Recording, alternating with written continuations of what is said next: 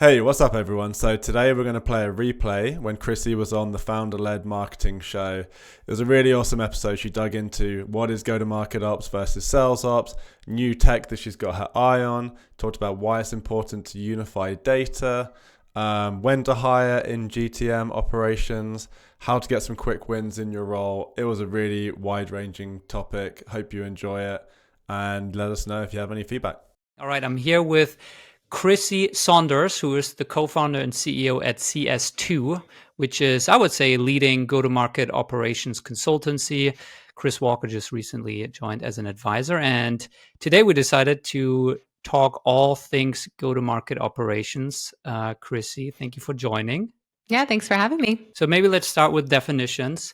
How would you say go-to-market operations or GTM ops is different to RevOps, sales ops, marketing ops? I think it all often bleeds into each other. So how would you define it? Yeah.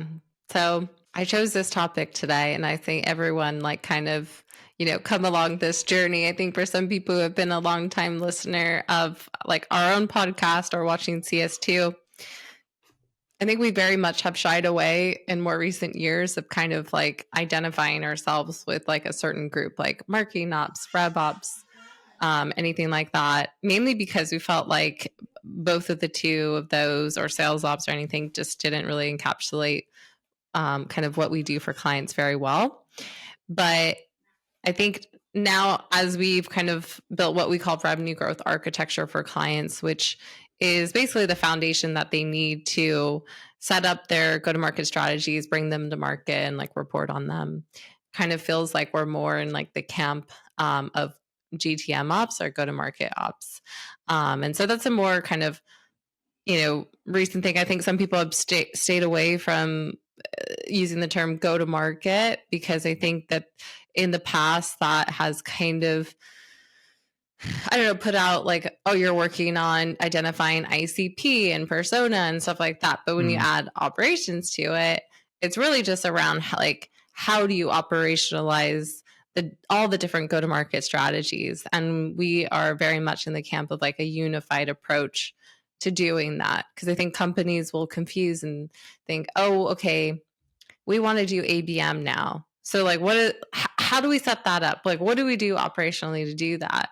Or, oh, now we have another go-to-market strategy. We want to do PLG and so forth. And I think, realistically that there's a main foundation that you can set up where you can just add on and test out different go-to-market strategies. And yes, there might be nuances and different things that you do for that, but building a good kind of base and foundation so that you can report on things in the same way, get insight into how things are working the right way. And things aren't always so like separate. So that's kind of like our approach, and I'll talk a little bit about some of the nuances to that. But I think RevOps right now has just always been a struggle for us because it includes a lot of sales ops things, deal desk. A lot of the times a sales ops leader will then get that group. And then another thing that happens is like marketing ops will join, and that person just doesn't really understand the major nuances of what it's like in marketing ops traditionally. And then also at the same time, marketing ops has taken on more of the tasks or even expertise that traditionally people would think is more on like the CRM side or, on the account side, tracking accounts for target accounts, like ABM, the funnel architecture. So how leads are processed through sales and SDRs, and how you report on that, and how report on your funnel and so forth. So the gamut of like what like a marketing ops person, at least a good one, does has expanded. It's not just like the campaigns and setting up campaigns and execution or your marketing automation platform, but then RevOps is still kind of a bit more focus on maybe more of the traditional sales ops, forecasting, purchase order, CPQ, all that, which to us is not go-to-market operations. It's more like finance operations or more traditional sales operations and so forth. So yeah, that's where I think is the difference. And I've seen some folks actually recently use go-to-market ops as well, which is a good sign. But you should own it. But yeah, you need to own it. Yeah. So This is a super stupid question, and I'm sure to someone like you who's been in this space for a long time, you'll roll your eyes. But I feel like it's my job also to kind of ask stupid questions. So when I hear RevOps, marketing ops, go-to-market ops, in my head, what I'm thinking of, not being in this space, let's say, or doing it, is you connecting a bunch of tools with Zapier. Like you're making sure that when a lead books a call on the website, it then gets automatically added to the CRM, and then it triggers some notification here that sends a marketing automated email, and like you're connecting all of these things and you're helping automate certain workflows, and that's what ops is. How wrong am I? I would say that you're like maybe partially right, where you're describing maybe about 5% of what's included in go-to-market ops. So, but I do think you're describing a part of like the foundation. Recently we've called like that foundation revenue growth architecture, and mainly because there's a lot of processes in place that like you just need out the bat, and it usually is surrounded around like what people call like an inbound motion, or your demand gen or demand creation, kind of like that whole buyer journey as someone gets connected to you. And yeah, sometimes that would be kind of using a tool like Zapier, or some automations within your market automation platform or whatnot, to ensure that that lead per se then gets routed properly. You're alerting sales. You're only sending the ones that are actually in ICP and the right fit and are ready to talk to sales over to sales. And that's all very much a big part of it. But that's only kind of one source and kind of one stream. There's a lot of different kind of signals or sources of demand that can come through based on what your go-to-market strategy is. You might have, a PLG motion, and you want to be able to track kind of product usage, and then define like when someone should actually be a PQL. That could be included in go-to-market operations, or even as much as like, how are you tracking, deal reg from partners, and how are you then sending those leads over to the channel sales team to prosecute. So there's all these different kind of sources of demand. And so when we think about go-to-market ops, is you are kind of unifying that all together. So you're building out the operations for every way that you can get demand, or that you're building or creating campaigns to generate demand, and then making sure that you have the right process for handling them, for bringing things to market, for reporting on it, and then using that reporting to then improve your go-to-market strategy or your campaigns and so forth. So, I think that we call it usually like kind of funnel architecture, and what you're talking about is like a new lead coming through. Has traditionally been part of that, or like the order of operations. Like what are all the things you need to do to a lead before they can be handed over to sales, and making sure that that's firing the right way. But there's just a lot more to it. Yeah. Love it. But you're describing a very important piece, which is interesting. And it can be executed so many different ways. But I think also for small companies, they might be thinking that that is the main piece, because that might be the only way that they're really capturing demand right now. Right. But as your company gets more sophisticated, you're adding in more go-to-market strategies, then it becomes a lot more that you need to manage. And so we usually work with companies who are like Series C to all the way like post IPO, as they're in this like kind of embarking on sophisticating their operations, and need to ensure that they're able to report on and manage and set up the right process for all of it. Got it. What do they call it in like development? There's like technical debt or something. Tech debt, yeah. There's probably lots of like ops debt, or like go-to-market ops debt, where they've like stuck together a bunch of tools Yes. and now it's like, holy shit, now that we have so many people and we're onboarding people and all of that, it's like no one really understands how this machine works anymore. And we need to bring some structure and order and orchestration into this monster that we've built. Yes, I think that you are describing probably like the crux of like what most companies experience, especially early stage companies. I think that companies underestimate, and it's hard, right? If you're an early stage company, you don't have like loads of cash to spend. Like you're also in this experimental phase where maybe you don't want to over process to something because your business might change very rapidly. But we try to trim that down and be like, okay, well, even if you know that you're gonna like do, PLG later or do some type of self-serve, or maybe you haven't fully defined your ABM strategy because you're just bringing to market maybe like one wedge. You're trying to even figure out who your ICP is.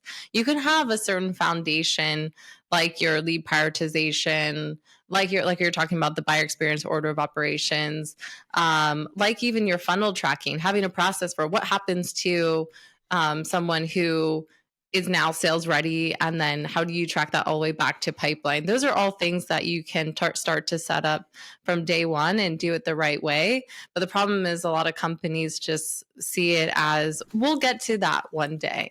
And then the problem is that they get to that day and then they're like, I want to be able to report on all of this.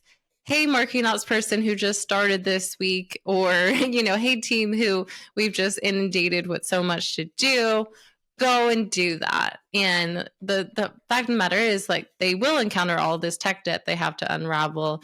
They will, have to spend a lot of time trying to get everyone on the same page of, how we're going to build this foundation. So we're kind of big fans of taking the approach of focusing on the foundations first. Yes, you don't have to over process like experiments, like say, little things like, we had a client who was like, we want to do customer referrals and had these like ways that we can credit back the client based on if they put in a customer referral. And, I was like, okay, we could do a lot of work to help do that because everything we do is very much around data.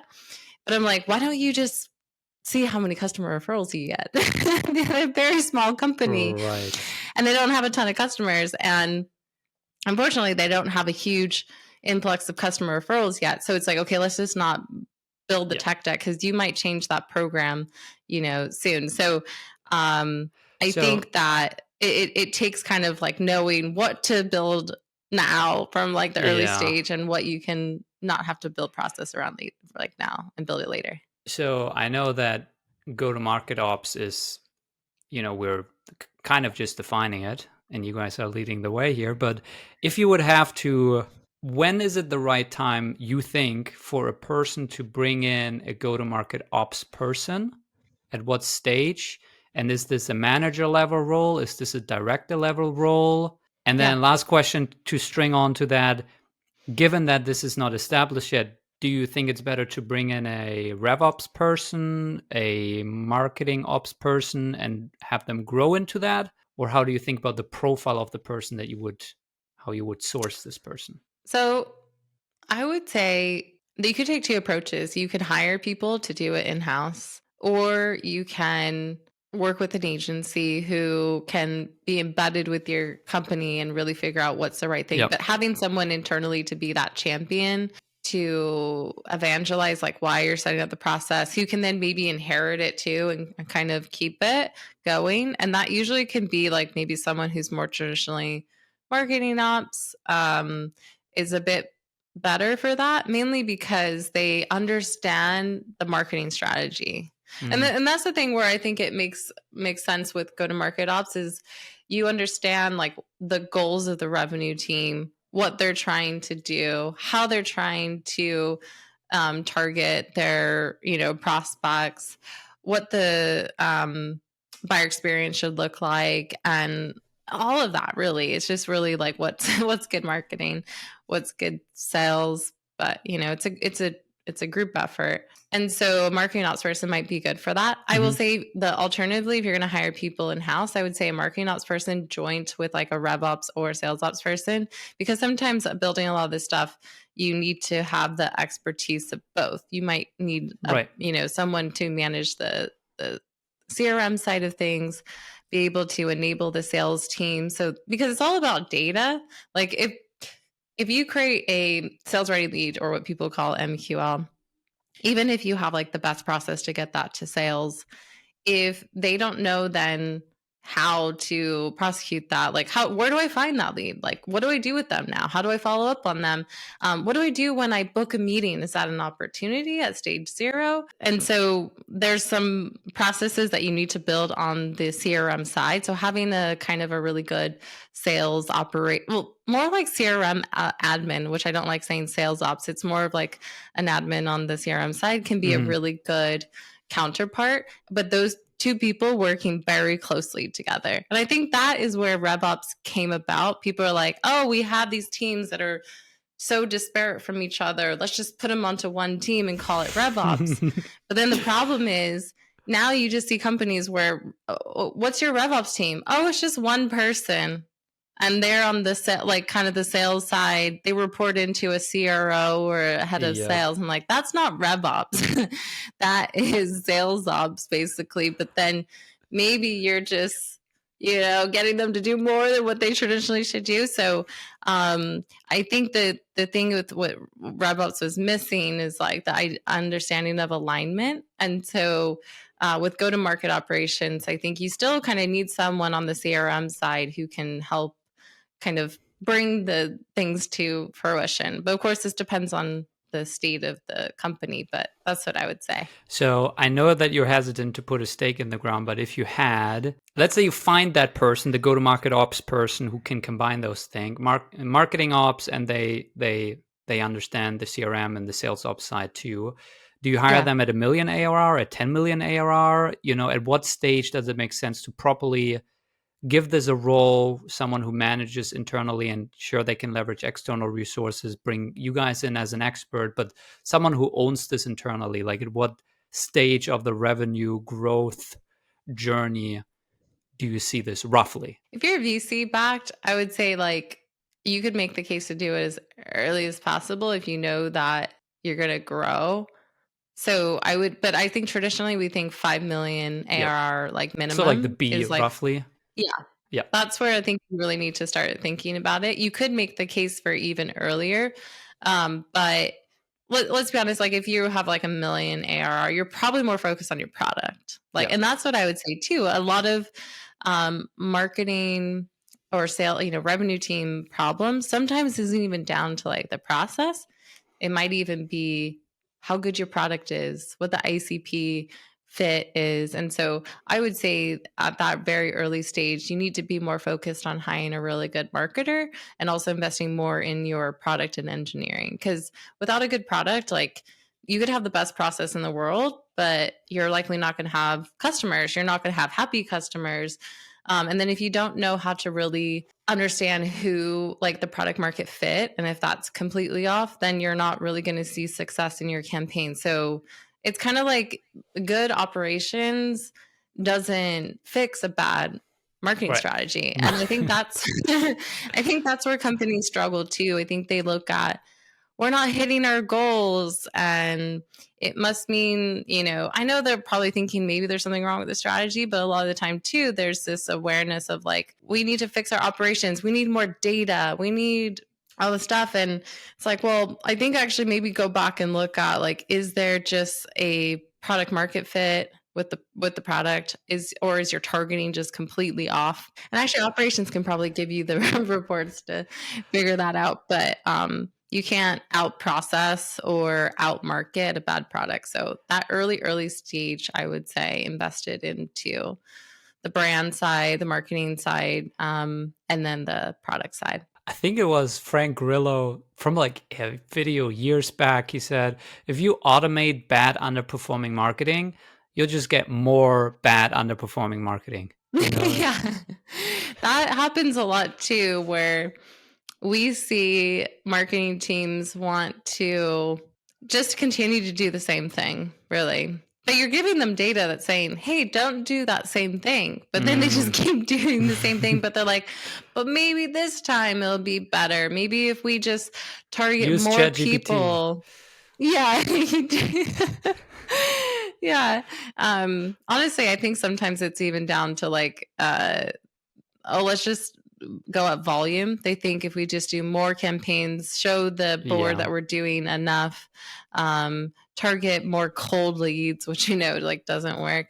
And I think there's in this, I'm an operations person, but like I think there's an overemphasis sometimes on tracking things to just like at the mercy of doing the right marketing. Like they're like, oh, I'm only going to do things that I can really prove the ROI on. But running a business, I know that there's things like this, like a podcast, that are just so hard to track, but doesn't mean you stop doing it.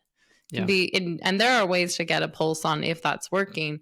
It just might not show up on a dashboard. So that's another realization that I think people don't quite understand. I think they do now a little bit. That's what I think Chris does a really great job. Chris Walker does a really great job of kind of talking about that. So do some other marketers, but I think we still have a way to pull that back and kind of focus on just doing good marketing and then and putting process behind that. Just to give Chris double credit here, obviously talks about self-reported attribution, which we have installed, which we install with every customer we work with. And recently I interviewed him on this podcast, and then they shared it on their podcast, the Revenue Vitals, because they reshared. And a CMO listened to it, came inbound, said self-reported attribution, found you through Chris Walker's podcast, became a customer. So, it works. And we know for sure that being featured on Chris's podcast is a good thing, 100%. And I will double tap on that. And we do the same thing at CS2. And we were on Chris's podcast recently where he announced our advisory in partnership, and we got an inbound saying found you or heard about you from the Revenue Vitals podcast. So there you go. There you go. Chris driving demand for other people.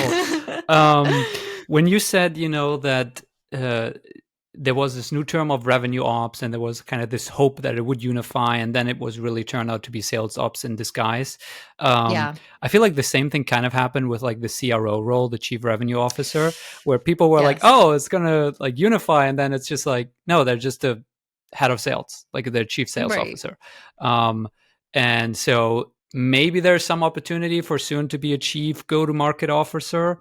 But my question to you is, where do you see the go-to-market operations person sit within the organization? Are they a director? Are they a VP? Are they at the C level? Where do you see that leader? Between director all the way to VP, and I think that they would report to a CMO likely if there's a really good CRO. And there are always caveats to the case. I've seen some CROs who actually have a marketing background, and not to say that a salesperson can't be a CRO, but there's just so much to understand when it comes to marketing. And a salesperson traditionally doesn't really fully understand that. So I do think that someone who has a background in marketing, if you can find marketing and sales, even better, is better suited for that role because there's so much that goes into, bringing campaigns to market, the reporting aspects to that. Because a salesperson, actually, if you think about it, isn't even focused on data at all traditionally, or reports. They're not literate in that. They just look at what's my forecast, what's my team telling me, that's their commit. Maybe they have some people create reports for them to track that. That's like pretty much, they're better at understanding how to get a deal done. And granted, there's probably people out there that are a bit more savvy than that. But I think when it comes to the strategy and the underlying data that you need to understand, even if you're obviously not building it yourself, a CMO is usually more kind of inclined to understand that. And I think that's one benefit of I talked about a negative to marketers and people who are on the marketing side being too focused on what you can track. But at the same time, I think they've been pressured to bring that data to the table, to the board board meetings and so forth, way more than maybe a salesperson. And so because they've had to do that, they're just more literate in understanding data, which is great. Or they know how to kind of tie those things together or create a narrative or understand that you need to quickly change, fail fast and things like that, and how to actually show improvement. And so that's what I think a revenue team has to do collectively. So a CRO, I feel like maybe a CMO moving into that might be a bit better. So in 5 years, we'll have a VP of GTM Ops reporting into the CMO. Do you have any sense of why? I mean, marketing and sales have always, or it seems like traditionally, been separate. And it seems like in recent conversation, part of it is go-to-market ops. You guys see that. And I think Chris Walker talks about, go-to-market strategy, that should sit above. Do you have any sense why now this conversation is happening? That instead of saying, no, there's marketing and then there's sales and they're separate and we keep them separate, they're two departments. We're now having these conversations about unifying them, and it's all really go to market, and they should both sit underneath go to market. Like, why now? Do you have any sense? I think there's been a long enough time where people have realized that a big part of the issues that revenue teams face is like a lack of alignment, and that's creating like a horrible buyer experience. And I think before, like in the heyday, I would say, prior to, last year, I think 2023 was a turning point for a lot of businesses, especially in tech, and they couldn't just like lean on their laurels anymore. There wasn't just this focus on, net new client acquisition, because it's hard. Companies are cutting their budgets. And so there was a big focus on your customers. I think that also uncovered the issues that people already knew were there between the alignment between sales and marketing. And marketing was doing their thing, tracking MQLs only, maybe they were being measured on that and gold on that. And then they sent them over to sales. Sales doesn't hit their goal, but marketing it does. Right. Or maybe sales does hit their goal, but it's because they, source their own deals. Yeah, and they probably had a bad conversion rate from like net new meeting to like closed customer, but it was enough to kind of keep them growing because they had more demand probably than they needed, or they had the teams big enough to prosecute that, or is the only goal that their board was actually getting them to report on.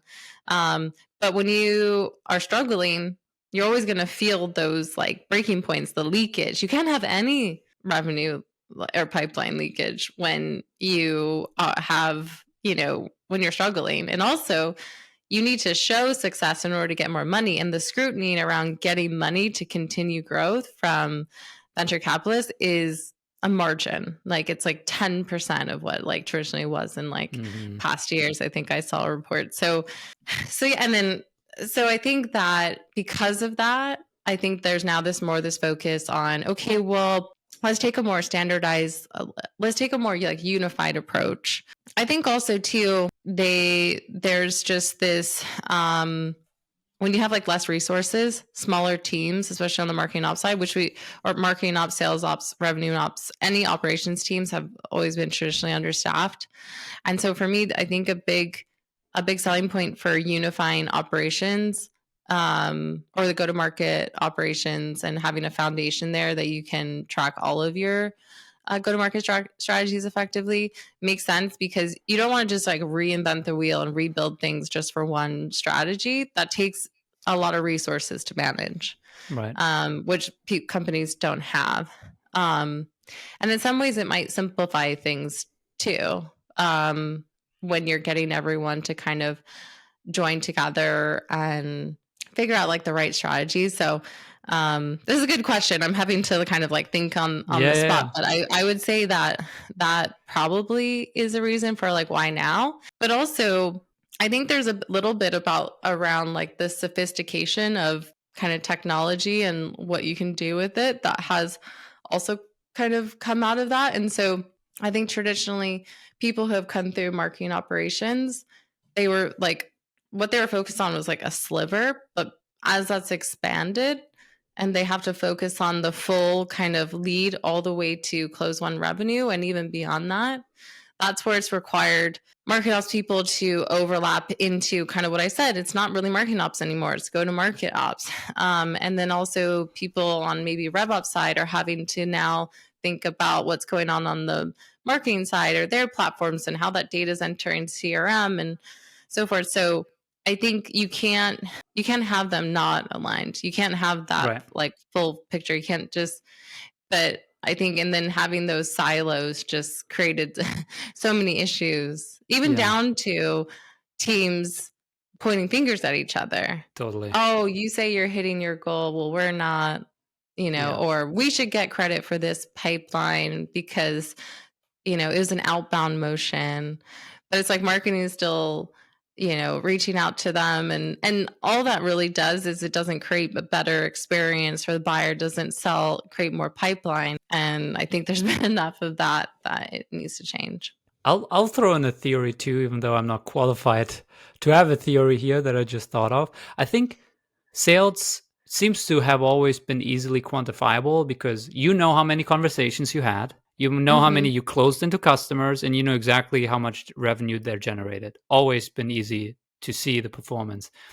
Marketing seems to have been, I'm reading the Ogilvy on advertising, there was no data. Like if you put in a newsletter ad or a TV ad, there was some data, but you couldn't really track it. So it was a lot more wizardry and common sense of understanding like what psychology might drive someone to maybe reach out, but you didn't have real-time data.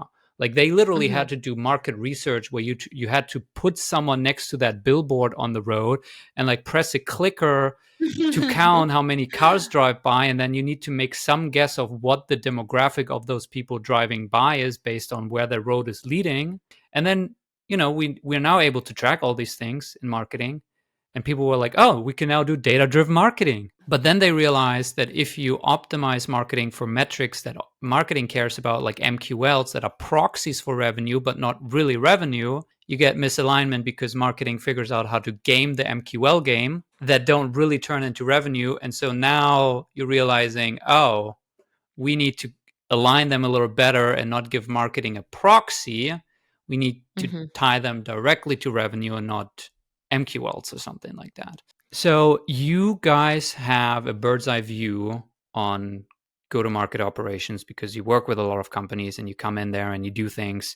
What are some of the more common mistakes or patterns that you see, or maybe low-hanging fruit that you often find yourself implementing first because they just have a big impact and they almost always are neglected? Do certain things come to mind here? Yeah.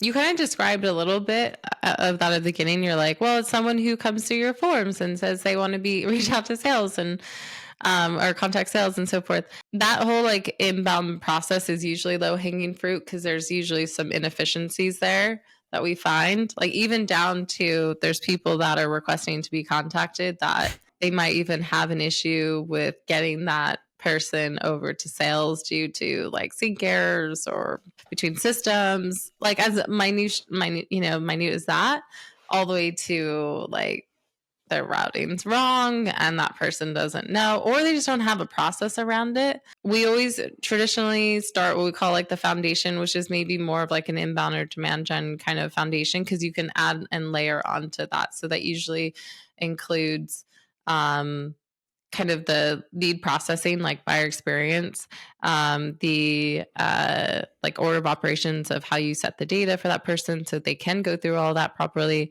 the like sales handoff and routing, how they're following up with your leads, what happens to them after that, like do they go to a sales engagement platform, blah blah blah. And then the funnel, we call it funnel, but the way that we track a funnel isn't like so linear. You can actually, so I can say this very quickly. We have some past podcasts a lot on this, and I think we talked about it on Chris's podcast, but the way that we track like a buyer funnel is using a custom object, but also the way that we track it is that you can enter a funnel at different stages. It might even be a salesperson. Sorry, just a quick question. Does this only apply to PLG or also sales-led motions? It can apply to All of Okay. it. That's Okay. kind of like our funnel tracking, which is great, and the process around it is you can basically tailor it to, and like any channel or source that demand is coming from, even down to outbound. Like if say that your rep saw there was like a news article about their target account, and then they find, two people they want to reach out to, they move them into a working status, and they basically have deemed that as now sales ready because sales is reaching out to them, and then they want to set up a meeting. So tracking setting up that meeting, then it gets converted to real pipeline, then close won revenue. So we track it on a custom object because we want to be able to track multiple journeys. As you know, like you can kind of close out a journey, and so you could tie that and you have that history. And then also being able to account for issues that CRMs traditionally have, especially Salesforce, where those you could have a lead or a contact or existing contact can go into a funnel. And is this literally like a funnel view? Like, where does this sit? Does this sit in HubSpot and Salesforce, a custom tool? It'll sit in Salesforce traditionally for our clients. You could probably build something similar in HubSpot, but we have pretty much 100% of our clients use Salesforce, so I will caveat that. But it is an unmanaged package that we build, and then it creates a custom object that's tied to a lead and contact. And so the reporting that you would build would just be a special report type for the funnel, and it would join that data together. And then we'll also track and this is going a little bit into the weeds, but we track like kind of the sources for what started that funnel. So some people call that like signals now recently. Other times people call it like tipping point, just what was the thing that they either did or what started that funnel. That could even be from, a PQL who showed enough interest. It could be from an event and like a certain event campaign. Yep. It could be from ads and then knowing exactly what offer that they converted on, or it could even be outbound. So they haven't had marketing history, like marketing campaign history that happened recently. A rep goes in, starts working it. We'll actually track that back automatically to like an outbound. And you can even tie that back to a certain outbound play or anything like that. So being able to run your funnel reporting to know like what channels and also the specifics around like the type of campaigns for that channel that started those funnels, and which one are actually converting to meetings and then to pipeline to close won revenue. That's what we'll set up for clients. And that data will help with revenue planning because you'll actually, like you said, MQLs have traditionally been a proxy, but it's only been that because they weren't able to really well like tie that back to revenue. But when you can, you can actually create a better goal for a sales ready lead or MQL. We call it sales ready because it doesn't always just come from marketing. That's the difference for us too. You can start a funnel even if it doesn't like score up. It could start right when a salesperson starts working it, or even if something goes straight to opportunity. So a partner sends you over an opportunity, you still want to track a funnel for that. So that's the difference to us. We think of it as like a unified funnel architecture as far as our unified go-to-market architecture. But with that tracking, it will account for everything. And that's the big issue that I think other marketing teams have done too, where it's been a bit confusing, where it only started at like MQL, and an MQL was just deemed as, based on what behavior they've had. But you're missing out on so many other ways that people can enter your funnel. And then you're missing out on, those are different go-to-market strategies. An outbound or ABM strategy doesn't always just start with an MQL. You might have your teams, doing some ABM plays. This would still track that. PLG the same way. Partner, where you're maybe getting opportunities directly this same way, that might not be tracked. And so with this approach of way we set up the measurement, you can get insight into all those different sources or signals or whatnot. So basically sounds like the one lead handoff or like handoff to sales, like how do leads being handed off to sales, streamlining that and making sure there's no leakage. How do people enter your ecosystem and making sure that that's easy for people, and then building this whole funnel view That Mm-hmm. includes inbound, outbound, all kinds of pipeline sources so that people can make good decisions and actually have all the data in one place that is not suddenly, you can actually make data informed decisions. Yeah, and I think traditionally goals have been set based on just volume, or people look at performance at a volume, like how many opportunities have we generated, how many MQLs have we generated, and they're always just looking at like a number. But actually, where you can find quick wins and improvements and efficiencies is around conversion rates and velocities, like through the stages. So if you have a really poor conversion rate from like meeting book to pipeline opportunity, you want to be able to see that. You want to see like, is there a certain source, or is there like a certain owner of like who's creating these meetings, or is there a certain industry, and we can see all that, and it helps you make those quick decisions as a marketing team to maybe make change. And then that sounds like a dream, by the way. I don't have this. I mean, I'm a super small company, but that sounds awesome. I want that. And then velocity too, right? Like if you know that, and you're an agency, so you probably don't have like that many issues around velocity, but for some companies, they might have issues where there's people that are sitting in a certain stage too long, or they can improve like the time that it's going from sales ready to closed won. So being able to see certain velocity metrics from stage to stage, right, is great too for uncovering that. Because I think that's the thing that you want for your revenue team, is that data to just make decisions, make improvements, where I think traditionally everyone has thought of this data to like prove we're doing the right thing, prove we're meeting the goals, show volume, show enough. It's like, well, yeah, you can say you have 200 sales ready leads, but what does that even matter really if like none of them are converting? It doesn't matter at all, to be honest. I mean, I guess it comes down to be able to solve a problem, you need to first know that you have a problem. And for that, you need visibility. Last question. Yeah. I know this is a little bit of a gimmicky question, but I still want to ask it. There's all kinds of tools, go-to-market tools, and there's new ones popping up every single day. And I'm sure people focus way too much on tools rather than, building a good foundation. But is there any tool that you've recently discovered, that you fell in love with, that you're using, that you're recommending to people, that you feel like is maybe not known by everyone yet? Does anything come to mind? Oh, not known by anyone yet? No, I mean, it can be not, This is a really good question. I will say that there are some that are on my radar that I haven't even used yet, but I'm very interested in seeing. Tell me, what's that short list? So there's one called Clay. Yep, it's on my short list too.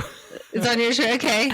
And so they just do kind of like using AI, they're automating kind of outbound plays. Yep. And I think that that's an area for disruption. And I think traditionally people have thought about sales engagement platforms like Outreach and SalesLoft and stuff like that for running their outbound plays. But I think there's a lot more orchestration that goes into it. There's more like crafting a message that you need to think about. There's the data acquisition to actually get those people into the sequence. And so I'm interested for Clay, especially for small businesses recently. I think it has more of a direct integration to HubSpot, but I think they're coming out with, I think they're coming out. There's a way that you can integrate it into other tools like Outreach and stuff, but I think they're going to build out those integrations more. So once they have maybe more of those enterprise level integrations, then maybe more of our customers will start using it, but it's still on my radar. And yeah, I feel like that's like one that comes to mind. There's obviously like other tools. I will say that like everyone always asks me about the composable tech stack, and they want me to say like, oh, you should like use middleware for all of your automation and stuff like that. And I think that that's really hard to do and is really hard to staff and so forth. But I do think that some of those tools that do some of the automation like Zapier and stuff. You can do some really cool things with it. So I think marketers should get more savvy and into even just like learning how they can maybe leverage Zapier plus Chat GPT or AI and so forth, because I think there's a lot of efficiencies you can do there or improvements. But I still think like HubSpot is actually doing a better job at targeting the enterprise, although I'm interested to see if they get bought by Google and if that like continues. But I think having a platform there, I think I'm also interested to see what comes out of like new market automation platforms and leveraging AI. So this is less around like what we're using now, but more of kind of where I'm. So none of these are recommendations. All of them are what you're seeing in the market and what you're interested in. Yeah, but then that's my recommendation to marketers actually is there's the traditional tools, and I think there's a lot of really great ones that are good for B2B companies. But I think now where I'm interested is trying to figure out some of these new tools that are leveraging AI or how you can incorporate more AI into the business process that seems interesting. And it's taken me a while to get to that point because I'm always very skeptical, and I think we still need to be skeptical of it. But I think it's good for operators to keep an eye on. All right, I have many more questions, but I want to be respectful of your time, and I also have a call coming up, which I just pushed by a couple minutes. Thank you so much for your time. This was really fun. If people want to dive further into go-to-market operations, we'll link up both CS2, your company, and your LinkedIn in the show notes so they can check you out, connect with you, start a conversation. Maybe soon you'll need to update all of your messaging around GTM Ops. But Crissy, thank you so much for your time. This was fun. Yeah, thank you. I really enjoyed it.